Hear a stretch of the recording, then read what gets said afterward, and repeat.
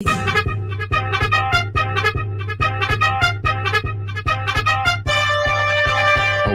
loop. Run it back.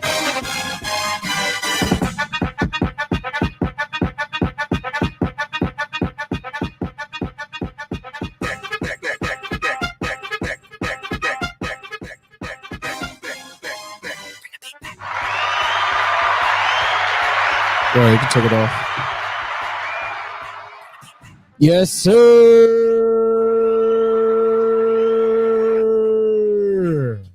What's good, y'all? You already know what time it is. It's MoSports TV. It's October 5th. It's already fucking October. I know life is going fast. It's fine. But we're going to be here every week for y'all, every Tuesday or Thursday. It depends on how we feeling. Yeah. But this is week five. Jesus, man. Preview, week 4 recap. We got a lot to talk about on what the gang Matchy and myself, CMO Sports. Big Ed will be here in a few. He ran into some traffic on the Parkway. You already know how that shit go. But make sure y'all support us by following us on all platforms. Make sure y'all make sure y'all rock with My Movies Plus, man. My Movies Plus, man. Movies Plus. On the app, they're rocking with us heavy, and they got a lot of content coming out, man. It's really exciting. If you guys are familiar with Corey Tusek, we had him on here 2 weeks ago probably, and great guy, great message that he's trying to get across. And I just really I'm an advocate for Movies Plus heavily. I love Movies Plus. There are some good people, so definitely make sure that you're going over there, showing them some love, and let them know MoSports sent you. You know, that's for sure. That's for sure. Movies Plus app. We're streaming and we're live, baby. You already know what time it is. Mm-hmm. But let me all right, let me NFL get Week 5. Let's talk here. about some Thursday night football, because I know a lot of people are anticipating tonight's game stinking, but I don't know. Am I the only one that's kind of looking forward to it? Like, is that kind of weird? I don't know. Honestly, I mean, obviously I'm a Justin Fields fan, so like well, this is how I look at it. I have money on the game. Anytime I have money on the game, I'm excited for it. And that's sickening. That's actually yeah. This is a sick Negro. Type activities when it comes to gambling. Make sure you go to Gamblers Anonymous. If you can't control your gambling habits, call 1-800-GAMBLER. Yeah, definitely. No, I saw a tweet today that was like, how to spice up Thursday night football, throw in a plus 5,000 parlay. And let's enjoy some TNF on Prime. Yeah. I mean, there really isn't going to be much, I would say, superstardom in this game, but I'm excited to see two offenses that are kind of looking for an identity do something, right? Like I anticipate, especially now we got the news that Dick Butkus died. Rest in peace of Dick Butkus. Yeah, I'm expecting something. I mean, I see some script starting to script. Yeah. Justin Fields goated game from Justin Fields breakout game. No, I got a little carried away. Yeah, I got a little wonky zalonky. Nah, I think it's gonna be actually a pretty decent game. I did a parlay of Sam Howell over 1.5 passing touchdowns, Curtis Samuel over 2.5 receptions, and Brian Robinson over 50 rushing yards with the boost. That's like plus 533. Okay. So I like that a lot. I'm gonna rock with that. I mean, I'm just saying, I've noticed a lot on Twitter this past few days, especially the Terry McLaurin appreciation beginning to ramp up a little bit. I saw JPA football, and then I think it's like ML football or something of the sorts as well, both showing Terry McLaurin some love. But hey, man, we caught some heat when we brought up Terry McLaurin being an elite wide receiver about 2 weeks ago. That's all I'm going to say. People are still bashing us on Instagram for that take. Matt, send Jeff a link, an invite link. Yeah, okay. Yeah. We'll get you in here, Jeff. I got you, Jeff. But yeah, I think it's going to be an interesting game. I do think the Commanders ultimately come out on top. I would not be surprised. I think the spread is what, +2? Tonight, I want to say 5.5. 5.5? It was like 5. It was like Bears +5. What up, Jay? Yeah, I don't know. I do think the Commanders win, but I do think the Bears cover. That's how I look at it. I think the Bears are absolutely fucking stinky. Yeah, they stink. That's a fact. But I also think the Commanders stink. It's a primetime game. Dick Butkus just died. The script might be scripting tonight. I can't lie.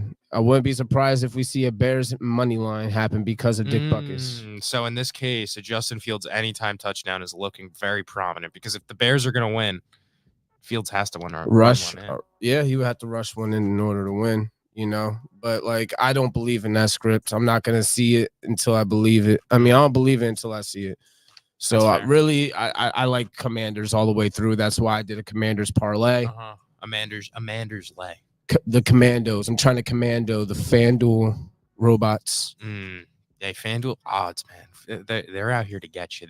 They throw you profit boosts like it's nothing, like they're bones, just so that they could rip you off on regular odds. Like they're not slick, man. They're not. Well, slick. DraftKings is worse when it comes to parlays. It's all bad. SGPs on DraftKings are actually disgusting. They don't even show you the odd calculation. That's how you know it's bad. Yeah. How we feeling about Fields over 44.5 rushing yards? I like that. I like Fields over on rushing yards, and I like Brian Robinson, man. Bullet bag Brian. He's out there for a reason. The guy's a stud. I like Brian B-Rob anytime. I like B-Rob over rushing. Okay. Justin Fields over rushing could definitely smack as well, but I actually think the Commanders' defensive line is good enough to contain him. Chase Young is there. Can we get a Chase Young sack tonight? What are the odds on that? Honestly, that's a good little There's no way he prop. doesn't get a sack because he's like back now. You know what I mean? He's back. He got a sack last week. He had like 3.5 sacks in the first half of one game, I'm pretty sure. He's going off. He was going nuts the past few weeks. Bears money line plus 210. He's putting 2K on it. Sheesh. Big Paul Zaranis. Yeah, you're a wild boy. But hey, I wouldn't be surprised, like I said, if the Bears pull this out. May you get blessed by the Buckus. I'm really, really rooting for the Bears for two reasons. One, the Commanders are in the NFC East, and two, the Giants will be one step closer to Caleb Williams. That's true. So for that reason, we're pulling it out. Oh, God. I got it right here. We're rooting for him tonight, baby. I'm not rooting Let's for go. him. Let's He go, fucking Fields. Sucks. By the way, this guy fucking sucks. Fields fucking trash. But let's talk about actually, this is why I think the Commanders are going to just actually beat the Chicago Bears soundly because of last week. That OT banger versus Philly. Let's talk about it because now what stood out more to you? How good the Commanders were or how mediocre Philadelphia was? Two things stood out to me because I really don't think the Commanders are that good. No. At all. I don't think the Commanders are to be respected in even the NFC East. I think they are a stinky team. I still think they're light years away from the Cowboys or the Eagles. And they are the Giants' stepsons at that. So for the Eagles, one thing I've noticed about the Eagles is that they are really playing down to their opponents this year. Yeah, they are. They're playing down to their opponents. Besides Tampa Bay, I mean, Tampa Bay even kept it somewhat close throughout the game. The Eagles pulled off in the fourth, but they're really playing down to their opponents, and they're going to be caught. They're going to get caught slipping against a bad team if they continue this trend. Yeah. They need to start beating teams with absolute dominance like the 49ers do. They need to start dominating teams like even the Dolphins. But as far as once again, I'm not impressed. No, I'm not impressed. They're 4-0, but I understand that, and I respect it, and I think the Eagles are a great team. But you guys keep on playing down to your opponents. I was gonna post again in the group, but it's just tiring at this point already. Yeah, it's already tiring to say it was another humbling experience. I think Eagles fans understand that they're playing down to their opponents. And if they don't, you're delusional because the Eagles are absolutely playing down to their opponents and they're going to get caught slipping because of it. I promise. Does anybody actually think that this is the Eagles in their best form right now?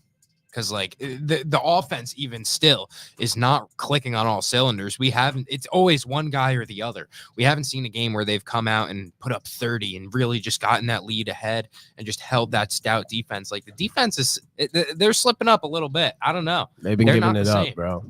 They definitely been giving up. They lost a lot of pieces though. They lost Hargraves. They lost Gardner Johnson. They lost, some good pieces. Bradbury's stinking again. Bradbury's back to form,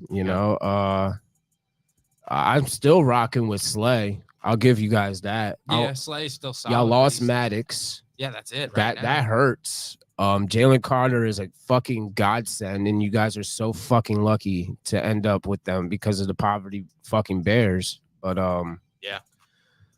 All I gotta say is they're not gonna be able to do this against the Niners if they keep up this trend. That's all I'm trying to say. No, definitely not. And it's like there's a clear gap in the NFC between the 49ers and anybody else. I and agree. honestly, like the gap between Dallas and Philly is closer than Philly and San Fran. I agree as well. So I don't know. I'm looking forward to Monday night. We could talk about Monday night's game is San Fran versus Dallas. And that's the game of the week. That's for sure. That is the number one game of the week. I'm looking forward to it. What do you think is going to happen in that game? I think we get a Brock Purdy masterclass. I can't lie to you. Brock Purdy masterclass, huh? I mean, I think Brock Purdy's going to throw for 3 touchdowns and 250 yards. And I think we just see it doesn't even have to be him diming up anything crazy, but just him giving his guys the ball in space and just letting them work. I think we're going to see a touchdown from Debo, Ayuk, and obviously a CMC anytimer is a given.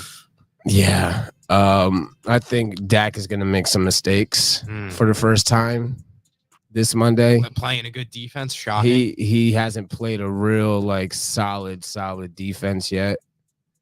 So that's why there hasn't been really any mistakes. Like, yeah, he played the Patriots. That's a solid defense, but it's not a 49ers defense. No, not. That's for fucking sure. Not when they're on the field for 3/4 of the Now, game. I will give Dallas this.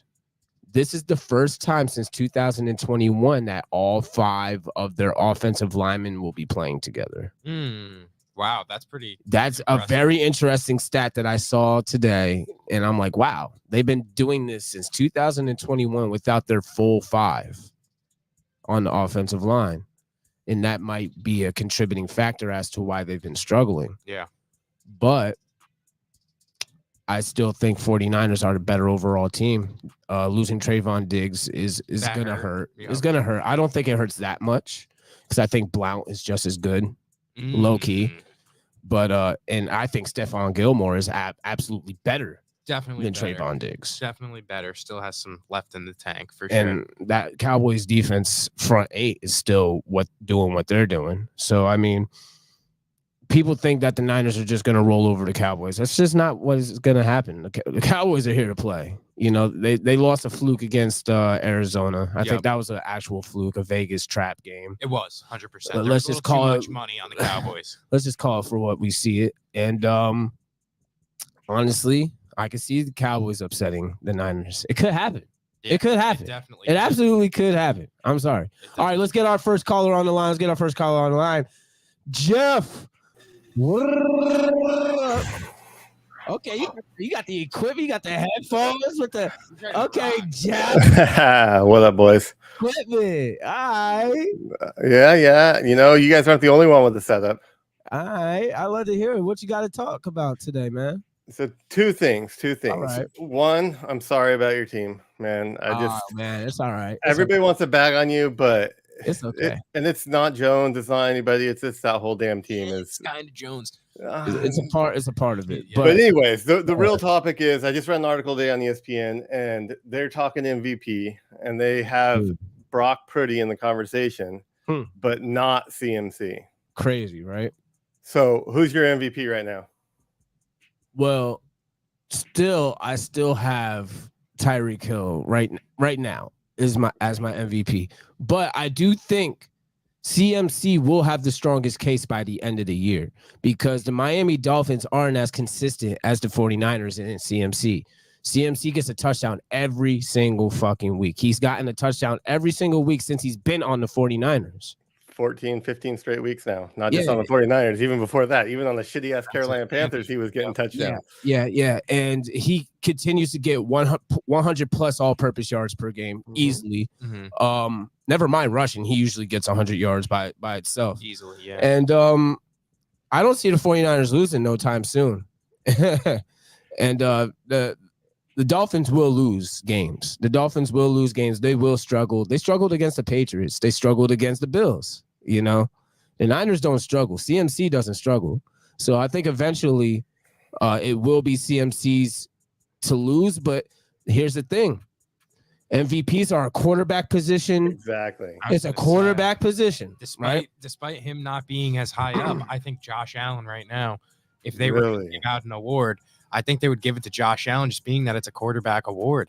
He's probably playing the best out of any quarterback right now, right? Is that over Tua? Tua has way more yards. Yeah, he just beat But you're Josh, giving Tyreek Hill the MVP over Tua. Yeah, that's true. Yeah. And that's what they were saying about you can't have Purdy. You can't have Purdy and CMC in the conversation because how can they both be the most valuable player on the same team, right? Yes. Like that's hard to have that argument. And you're right about the Niners not losing. They've got 2 toughies against the Cowboys and the Browns. And then their next real test is December 3rd against the Eagles. Oh, man, they got a smooth month of November. That's insane. That's insane. Yeah, let's see how good the Niners really are, because at the end of the day, the Giants were only down to the Niners by like 3 points going into the fourth quarter. Well, and that's the other conversation right there. Is the Niners have only given up more than 20 points once this year. The Eagles have only given up less than 20 points once this year. So this defense is not Teflon, man. I'll tell you that much. The Niners are rocking the number 1 offense right now in the NFL.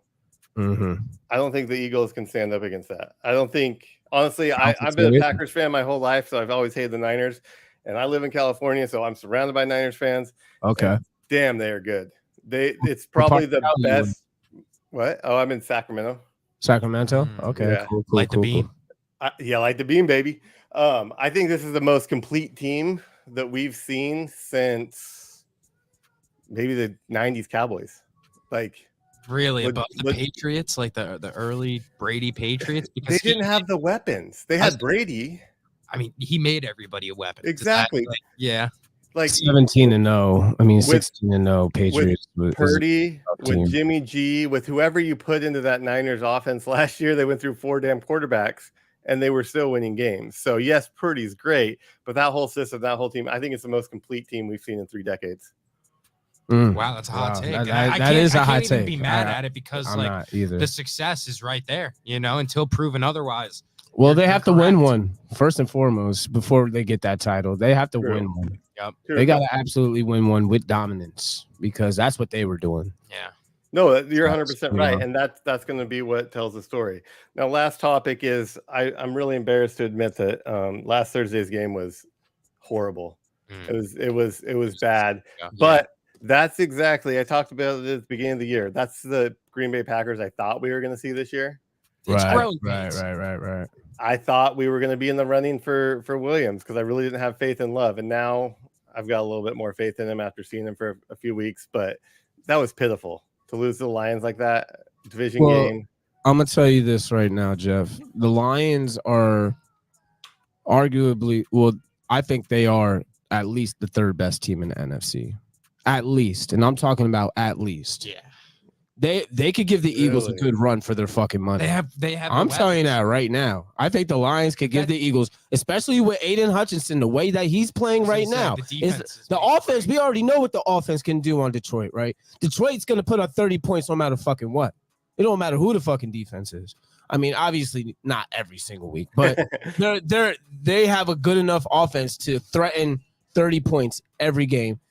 Now on defense with Aiden Hutchinson, with Gardner Johnson, with a lot, with some guys that are absolute dogs, they're playing well on defense as well, and they could fuck around and upset some people in the playoffs, man. And I think they win the division. Dan Campbell, the passion that his players play with because of him. I think he's coach of the year already in my mind. I mean, I thought he was in a run for it last year, even though they didn't make the playoffs. But what he's done at the Lions is absolutely unheard of, turning that team around, getting buy-in from all the players. Everybody wants to be there. Everybody wants to play for him. And those guys leave everything on the field every week. So I think you're right. I think the Lions, even though, again, being a Packers fan, they're my arch rivals, but I actually cheer for them most of the time just because Dan Campbell is such a contagious guy. He's so fun to follow. You can see from Hard Knocks how cool of a guy he is and how passionate of a team that is in general. Even last year, they were crying during training camp. Jamal Williams. Yeah. After that game too, wasn't that against the Packers, right? Where he cried.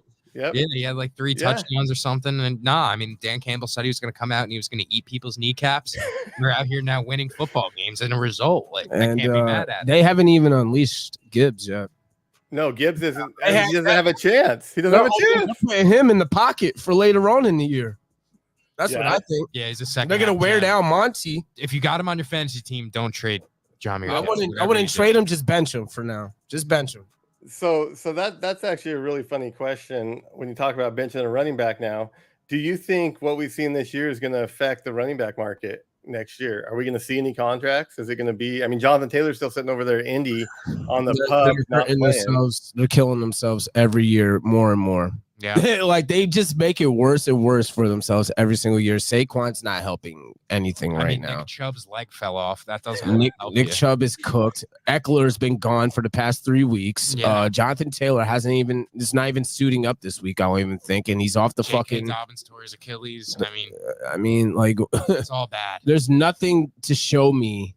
That's like, I mean, Kamara just came back, had a decent game, but nothing says invest in a running back at all. So we're going to see that again. They're just going to tag everybody, or are they even going to waste a tag on it?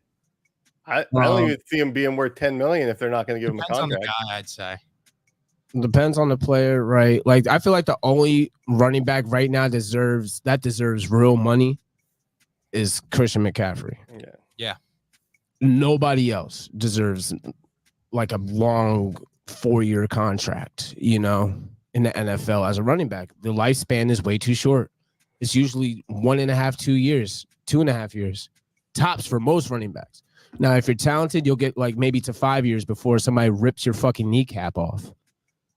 So I mean, rare instance in the it just sucks. I think the NFLPA should come to agreement with the NFL next contract round and be like, hey, instead of running backs getting 4-year rookie contracts if they're drafted in the first or second round, give them 2-year rookie contracts. Ooh. I mean, but that's only going to benefit the top 5-10% of the guys. The other guys are going to be screwed because they don't get a 2 years and then never see the league. Yeah, literally. Well, I mean, we are talking about the top 10% of guys. I'm talking about the guys that are drafted in the first round. Those are the guys who are really upset, right? True.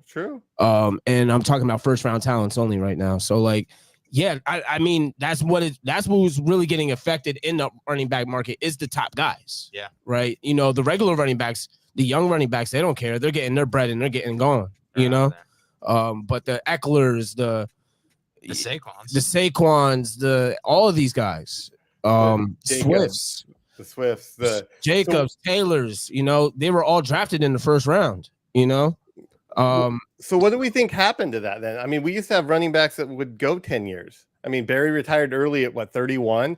The game's gotten safer, supposedly. It's because it's gotten safer for quarterbacks, and it's got more dangerous for running backs. It's because they don't want people hitting at the knees, and they also don't want people chipping, and they don't want people hitting shoulders up. So it's like you have very minimal space to where you can tackle a guy, and that forces, like Minkah Fitzpatrick said when he hit Nick Chubb. I mean, he had no other choice but to tackle him at his quads area. And in result, one guy went high, one guy went lower, and he got hurt because of it. And I think that's, to blame because it has nothing to do with like roughing the passer. That's made the game safer and is kind of like people will argue back and forth of how those calls go. But running backs are just getting beaten up at the knees constantly because of these blocking and, tackling rules now. Yeah, it's gotten more dangerous for running backs. It has gotten safer for quarterbacks. And the result is these guys are going at the knees because they're not allowed to hit them high anymore. They're not allowed to you can't hit stick anybody anymore. Yeah, no. You can't hit them in the head no more. So it's more they're all right, we're gonna go for your knees now. We're gonna go for your legs. We're gonna fucking chop block you. We're gonna do this, we're gonna do that. And all of that has to do with ligaments. You know what I'm saying? Is there a way to fix it? Or take away the turf? Well, that would be a good start.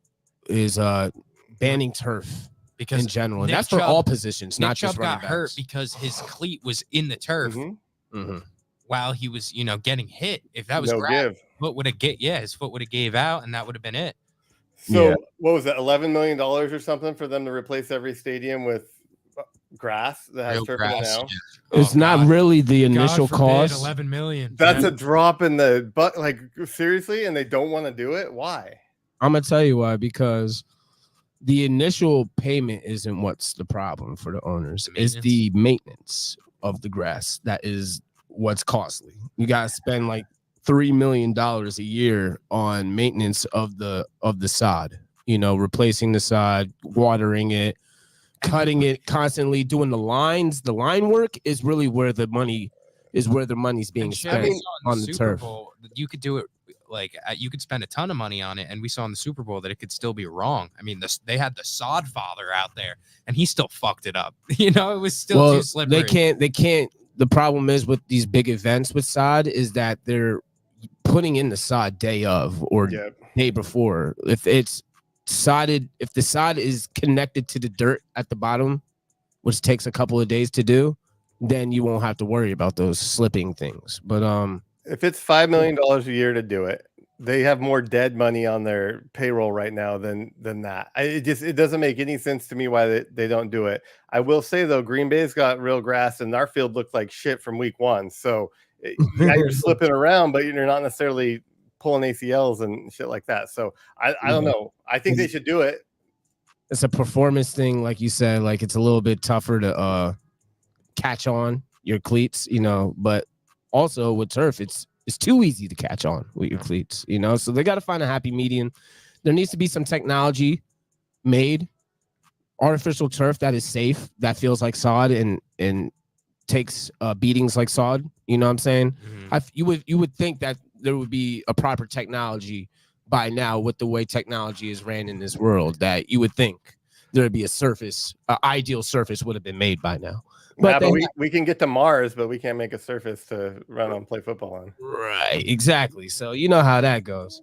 But I'm gonna let you guys go, get back to it. But good talking to you. I love it. I appreciate you always, man. Enjoy your night, You be brother. good, and I'll see you next week if you try to pull up. All right, see you boys. Yep.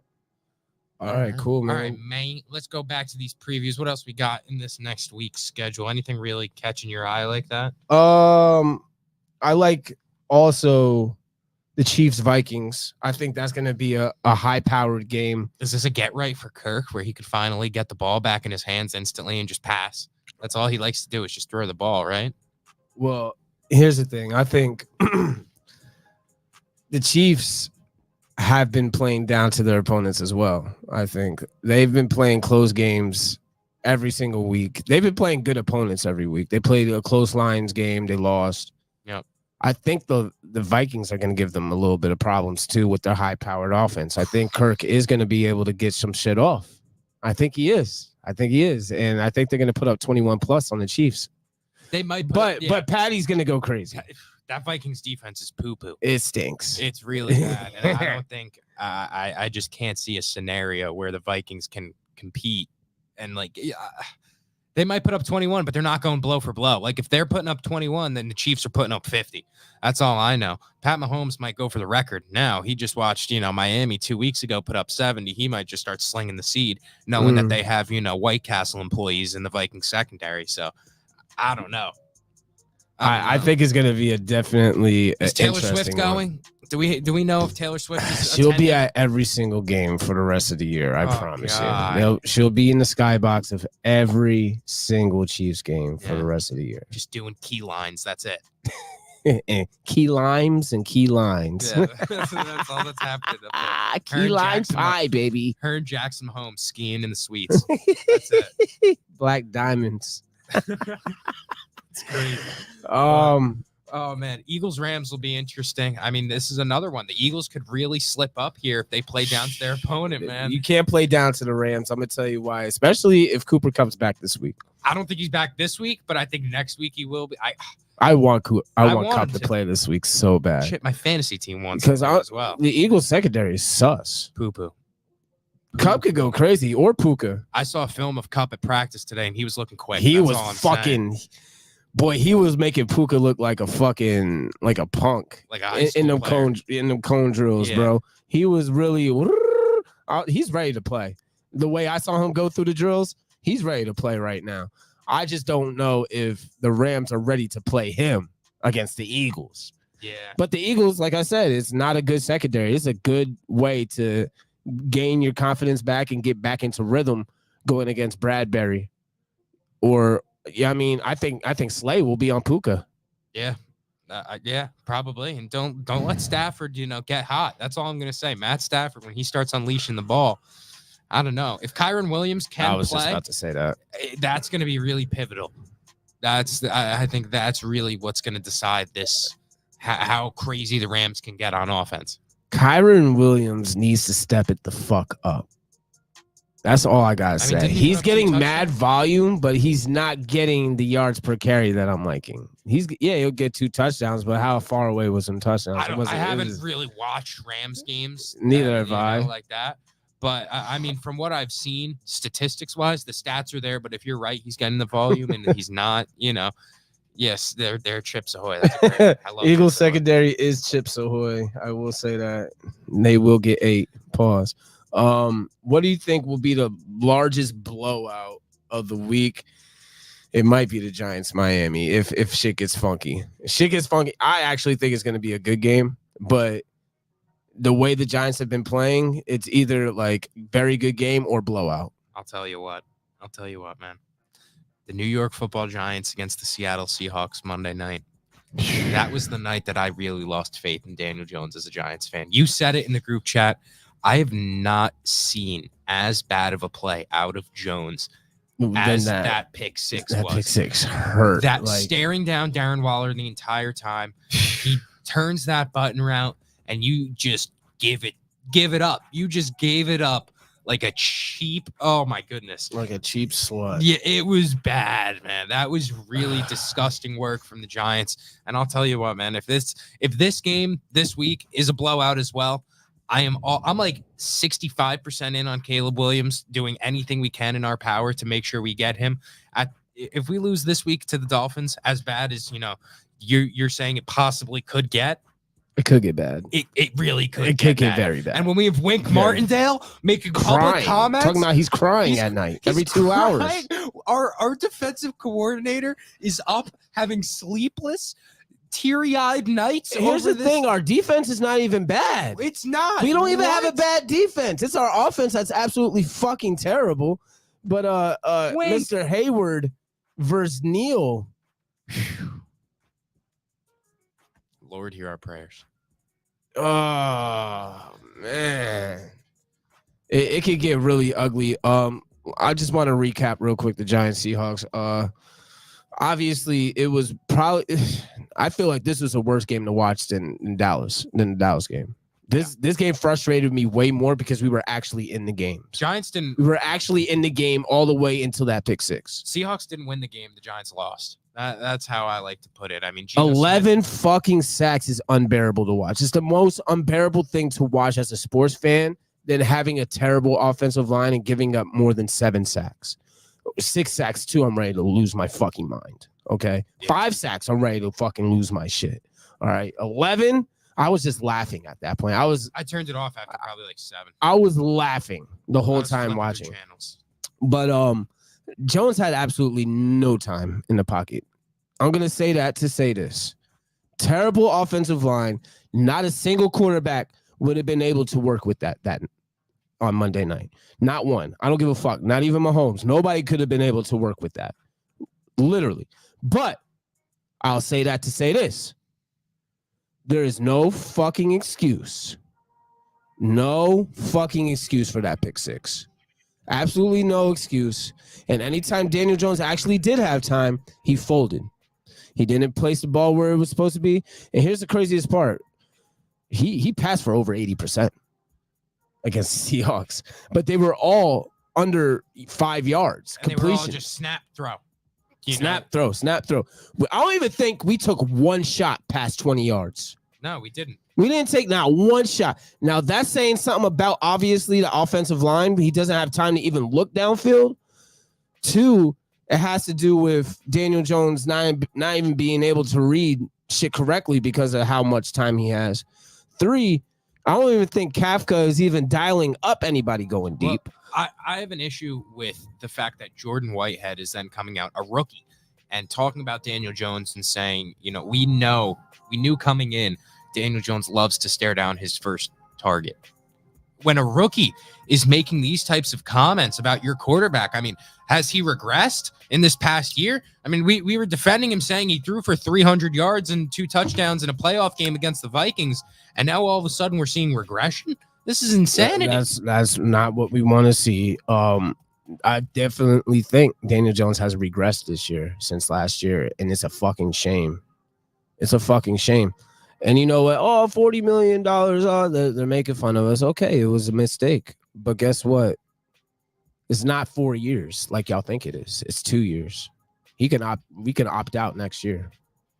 Jordan Whitehead's fantastic. There was no slight to him. I mean, he's great. It's just you can't, as a year 4 or 5 running quarterback. I'm sorry. You have to be better. You can't just give it up like this. This was bad. This is all bad. It's all bad in New York right now. It's a dumpster fire. So that's really all I have to say about it's really our offensive line, honestly. That is the number one problem. In the trenches, 100%. That is the number one problem with the Giants. Not Daniel Jones. It's the offensive line. And let's make it very fucking clear for you guys. There was only one starter on that offensive line on Monday. One. And I think 1 second stringer. Maybe 2 second stringers. But the rest were third stringers, bums. I'm talking about bums out there. Yeah. People I'd never even heard of. And they were looking like turnstiles on a DJ board. They were looking like a fucking jog wheel. It was disgusting. Listen. They were getting spun. What the fuck? 11 fucking sacks. Unacceptable. I don't give a fuck if you're a practice squad player. I don't give a fuck if he signed you off the fucking streets. 11 fucking sacks is not it. No quarterback in the NFL can survive 11 fucking sacks and still win the game. Honestly, I don't give a fuck what anybody's talking about. Honestly, at this point, let Saquon get as healthy as he needs to be, because when you got Leonard Copes on the front line blocking for you, I don't want my man getting any more injured than he needs to be. This is nasty out here. Nah, real shit though. We need Thomas and Saquon back this Sunday. I don't give a fuck. Very bad. And get Justin Pugh out there while we're Justin Pugh starter. I don't. They want to sign him to the practice squad. Why? You know he's light years better than McKeithen. He's light years better than fucking Bradison. He's better than Glowinski. He's better than Lemieux. He's better than all these fucking bum ass interior linemen. We need JMS back. JMS wasn't that center. He got hurt the first fucking play. We need him back. If we can get Thomas, JMS, and Saquon back, the offense is going to look a lot better, is what I'm trying to tell you guys. Yeah. So. Yep. All right. What else we got going on? Bengals, Cardinals. I mentioned, is it bad paying quarterbacks? Burrow, Watson, and Jones are all stinking. Well, this better be a get-right game for Joe Burrow. If you're looking for one, here it is against the Cardinals, because we saw the way Daniel Jones was able to bounce. Hey, Jones was able to bounce back in the second half against Arizona.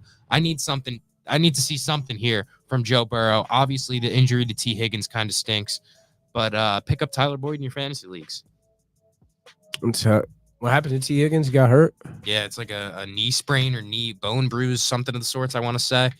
Maybe MCL strain. It's like 2-3 week injury, but they said he could miss some time. Look, the Bengals could very well lose to the Cardinals this Sunday, sadly. I do think the Bengals win. But look, the Cardinals aren't nothing to fucking sleep on. As they've proven that.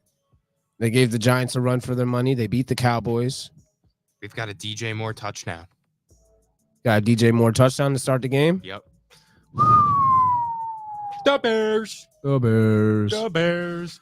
Shout out to Drake for all the dogs drops tonight. So that's gonna be exciting. That'll be fun. I'll roll up a spliff and listen to that bad boy. MJ's Saturday. Jama Grill Sunday. It's going down this weekend. It's gonna be lit. It's going down. I got the hose pulling up to both. Pull up. And I'm DJing at MJ's. It's gonna be lit. And I'm playing whatever the hottest Drake song is that dropped that Friday.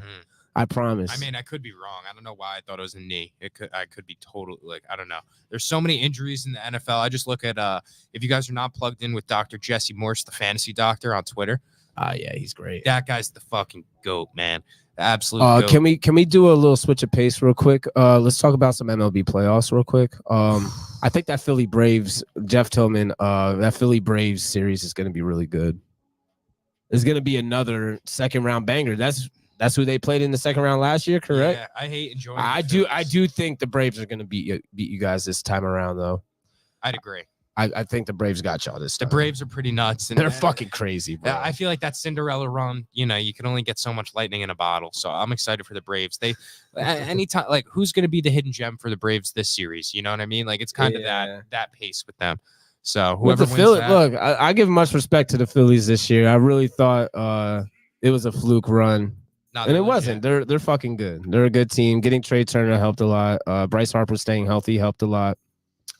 They're a good team. They're a fucking good team. I respect the Mets fucking suck, and we'll be back next year. Oh, let's talk a little bit of Mets too. The Mets just fired Epler as well today. The GM. Sleepy Billy. Yeah, Billy's gone. He's out of there. So now we fired Buck and Epler. I'm interested to see who's going to be the replacement. I'm hearing rumors of Dusty Baker. I like Dusty Baker. I would really, really want us to run back Carlos Beltran. We were gonna have Carlos Beltran, and then because of the whole Astro shit, we weren't allowed to. It spoiled it. I still think he could be an excellent manager. I do. I really think he could be a great manager. He'd be good for the locker room, right? I don't hate it. He'd be great for the dugout. I don't know. Hate it. I mean, and we got news that the Yankees are expected to keep Aaron Boone. So, of course. Yeah, that's disgusting. Not much to say about that. Dusty's getting a bit old. 75 this year. Yeah, bro. that's old, man. That's like running. That's like getting another buck. You know. Yeah, they're both going a little senile, but I don't know. Dusty might still have a little bit left in the tank. It's just whether he wants to take on a whole new team, because that means he's going to be there for at least 2 years, right? Like. Yeah, I think Beltran or somebody young would be much more analytical. Yeah, we need a new age baseball guy. Okay, that's fair. That's fair. All right, let's move back to the NFL. You want to do our little start bench cut? Because I want to hear everyone's take on this one. Start bench cut. You already know. Chat, make sure y'all hit us with who y'all starting, who y'all benching, who y'all cutting, and why. We're gonna go with rookie quarterbacks. I mean, one of them's not a rookie, but it's his first year starting, so rookie enough to me. Jordan Love, Stroud, or AR. Start, bench, cut, go. All right, so listen, I understand CJ Stroud has had an incredible couple weeks. I still think he's probably the start here. It then comes down to Anthony Richardson or Jordan Love. Now, it's tough, man. This is a really tough one. It's like who are we taking right now, or who do we think we're building off of? Because who are we taking right now? Right now. See, Imaine says Stroud, bench Love, and cut AR. I don't know about that though. AR is a fucking dog. AR man. Is nasty. AR is nice. Himself, man. He's nice. AR creates for himself. I really like his consistency. There's no wrong answer to this, and that's why I like start, bench, cut with like these type of players, because there's no wrong answer. And me personally, I'm going Stroud, AR Love, but like it could easily be the reverse of that. It could easily be fucking AR Love Stroud. You know what I'm saying? It could be fucking Love Stroud AR. That's not a wrong answer. There's no wrong answer to this. I feel like Jeff is a little skeptical about the throwing ability of AR, but listen, Pittman's been doing well. Pittman's targets are, he's still able to get his. So I don't know. Stroud has been lights out so far, hasn't given the ball away. AR is nice. He missed a game, so I put him last. Yeah, I mean, the concussion thing is kind of a concern, but Love has played well. Don't let that recency bias of that one bad game fool you. That he's been balling out. And, like I said, there's no wrong answer. All three of these quarterbacks are young, promising dogs that are going to have great NFL careers. I would take any of the three on the Giants in a heartbeat, is what I'm trying to say. If you're picking one to lead your team, it's got to be CJ Stroud, though, right? Yes. Right now, he just has all. Just right now, he has everything, and he's got the swag. The most important part. He has the #1 NFL touchdown dance. 2 weeks into your fucking NFL career, that's saying something. That when you're talking about NFL, influence has to be brought up as well. Just like in the NBA, Allen Iverson had a lot of influence, right? Stroud already with the #1 NFL dance, the #1 dance, TikTok dance in the country right now, a couple weeks in. Mhm. That says something as well to me.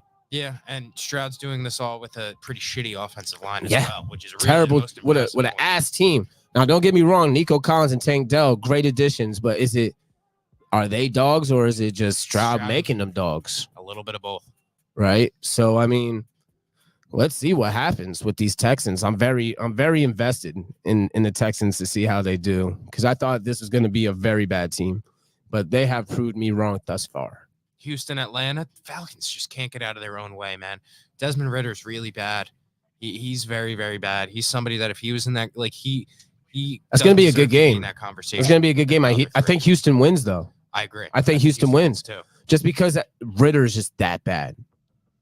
Bijan is an absolute dog. They just need a quarterback.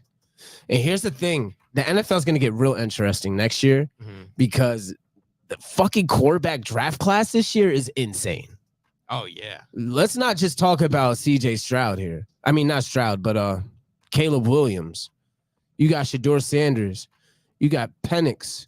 You got the guy from Penn State. There's like 5 quarterbacks that are top 15 draft talent. Yeah. This year. The Falcons might be in the running for one of those guys. Anyways, that's what I'm saying. That's why I say it's going to get interesting, because there's going to be teams with good rosters like Atlanta. Mind you, Atlanta has a good defense for the first time this year. Yeah, they have everything in place. They got Pitts, they got London, they got Bijan. Literally, all they need is a quarterback. All they need is a gunslinger, bro. Yeah. That's all they need. They need another Matt Ryan. I agree with this. I don't know if Shedeur is quite ready. Yes, he is ready. He is ready. Falcons have Heineken. He is ready. Shot. I don't know. Not if they're commanding the tank. It depends on what that front office is thinking in there. They should give Heineke a shot. I think some of them going to be trash. JJ McCarthy and Bo Nix. I think I'm not fucking with Bo Nix. I'm not fucking with Bo Nix because Bo Nix was ass in Auburn. He wasn't him. And now he's on this uber talented Oregon team in a weak Pac-12 conference. And now he's the man. Penix is a year off of being ready. Bo is the next most ready. Nah, I don't think so. I think the guy from Penn State, I forgot his name. Whoever the guy from Penn State is, he's the next most ready after Shedeur Sanders. So I think Shedeur Sanders is pro ready. I think he is. I really do. Bo Nix is old as shit. He is. Yeah, he's like a Stetson Bennett. He's like a Stetson Bennett, bro. He is using an extra year of eligibility to play for fucking Oregon right now. Feels like he's been in college since Manti Te'o was in Notre Dame. Bro, he was Auburn's like 4-year starter, bro. Yeah, that's 3-year starter at Auburn. He's fucking old. He's like 24, 25. Yeah, that ain't it. Get the fuck out of here. Yo, one of the last things that we got to talk about before we go, the Cam Newton wanting $5.5 million at least to come play for the Jets. He's just insane. That guy's nuts. I don't know if you guys saw the clip I put on Instagram this morning of him chatting with Tyreek Hill, and he's just talking about his 2 inches of straight venom that he has in his pants, quote unquote. Crazy quote from Cam Newton. Guy's got an insane bag on him. And it's clear that the CTA is now getting to him because he's expecting nearly $6 million to come and play football for the Jets. Cam Newton is wilding, first and foremost. He just, if the Jets actually do fucking, I mean, he ruined all of his chances for them to call him now. If he was on that interview like, yeah, I'll play tomorrow for the Jets. Mm-hmm. Give me the contract, give me the vet min, give me $2 million, whatever, for the year, 1-year contract. Run it, let's get it. I bet you they've been on the line with him today. Nah, but he acted like a little bit. You did. You're not about to penny pinch me. You're not about to do this. You're not about to do that, bro. This is not on your terms, bro. Yeah, this can't be choosers. This is not on your terms. This is on the Jets' terms at the end of the day. Yeah. The Jets are the ones that have to reach out to you. And let's be realistic here. Zach Wilson played a great game against the Chiefs to where they're probably looking at you like, hey, well, the kid just balled out. You know, we're not necessarily begging for somebody. Now, is that entirely true? We don't know. But they have more leverage off of Monday than or Sunday night than they did. So I don't know. Cam Newton's definitely wilding to me. I agree. Zach Wilson still hasn't shown me much. I don't give a fuck how good he did against No, the Chiefs. it was a solid game. That was it. He didn't win. That's all I know. He didn't lead him back to a champ. I mean, to win. I mean, don't get me wrong. It's the refs were shit. The refs were dog shit. How do you feel about that slide at the end by Mahomes saving all the Jets +8 guys? I mean, it's it's rigged, I guess, but like it's one of those scenarios where it's like if he goes in, the outcome was already there, right? I get it. That play happens in football. It's more. I get it. That's I get more it. of a common play than what the Rams did. Kicking oh the no, field that goal. was That crazy. was absurd. That was way crazier. Obviously Mahomes had the choice of finish the game right now or kick the field goal and let your defense go on and he sat keep down. prolonging the game. Mahomes doesn't give a fuck. He's gonna finish the game. Let me get out of here. Yep. And he did. That Rams shit was crazy. Timmy Cox, go Rams this weekend. Let's go Rams. I'm fucking with y'all. We'll be at Jama Grill watching the game. 4:00 games. Pull up. Yep. Eagles Rams at Jama Grill Sports Bar in Perth Amboy, New Jersey. Make sure y'all pull up. It's gonna be fun. DJ So Wavy, DJ Focus, actually DJ Sweat. I lied. DJ Sweat and amazing Jamaican food. Big Sunday box. ticket. We're giving away an Giveaways, Xbox. jerseys. We're giving away signed memorabilia. Beautiful women, hookah, drink specials. The best Jamaican food you could ever fucking eat. It's gonna be great. It's gonna be a great time. Pull up. It's gonna be pull up. Just pull up.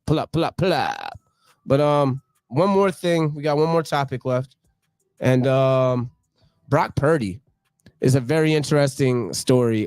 He still has a roommate in San Fran, and he's splitting rent with the roommate. He's still driving a Toyota Sequoia. He's only making like $800,000 a year, and that's like. That's a lot of money. It's a lot of money, but not in San Francisco, though. No. San Francisco is the most expensive place to live in the country. Yeah. Besides New York City. It's San Francisco. I think San Francisco is more expensive than New York City. Yeah, they got the fruit cups over there running that bitch All up. right. Come on. But It's crazy. No, San Francisco, it's nuts out there. That's how you save your money. Yeah, I mean that's definitely smart. I think Brock Purdy is making a sound, smart decision, but it's also a fucking shame on San Francisco in general, the city of San Francisco, that the wages of living are so high in San Francisco that your starting quarterback to your professional football team still has to have a roommate and has to drive a fucking Toyota Sequoia in order to live on an $870,000 a year salary. Well, I don't know if he has to. He doesn't have to. To live comfortable, he has to. But I think it's just the smart move because in the NFL, there's no guaranteed money, right? He's one injury away, one Joe Theismann away from never seeing another dime of football money ever again. So I don't know.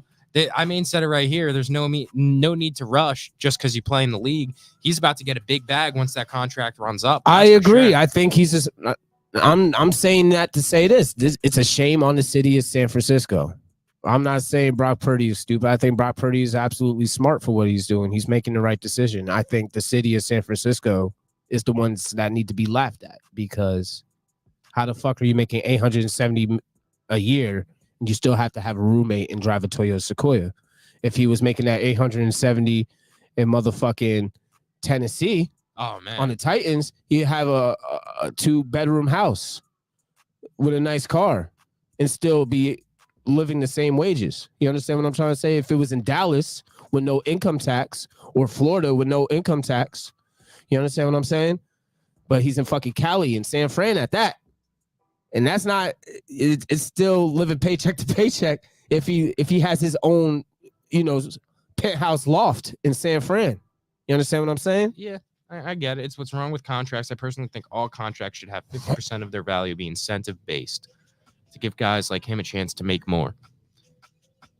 I don't know about all contracts, but maybe some you could have. So I don't know who's going to eat more this weekend, Puka or Cup. Listen, man, if Cooper Kupp is back on the field, you best believe Stafford is going to be feeding that man the rock. I promise you, if Cooper Kupp is on that field, he will eat more than Puka. He is better than Puka. Puka has just been a nice fill-in for Kupp, and Puka will get his. Don't get it fucked up. He'll still see 10 plus targets a week. but Coop is going to get at least 15 targets a game. The one that's really going to hurt on that Rams offense when Kupp comes back is Tutu Atwell. Yeah. Tutu Atwell will get the brunt of the non-targets. Tutu's getting about damn near 10 targets a game with Puka. That's going to go down to 5 real quick. 4-3 with Kupp in. So we'll see what happens. We shall. That we shall. But all right, guys, I think that's going to wrap us up for tonight. We're going to go watch some Thursday night football. I hope everyone has enjoyed the episode. Don't forget, like Simo said, we got John McGrill this weekend. Sunday, pop out, 1 o'clock games. We're going to be kicking off, and you already know. You already know where to find us. Make sure you're dropping a like, drop a follow wherever you're coming in. We'll catch you guys in the next one. Take it easy. Peace.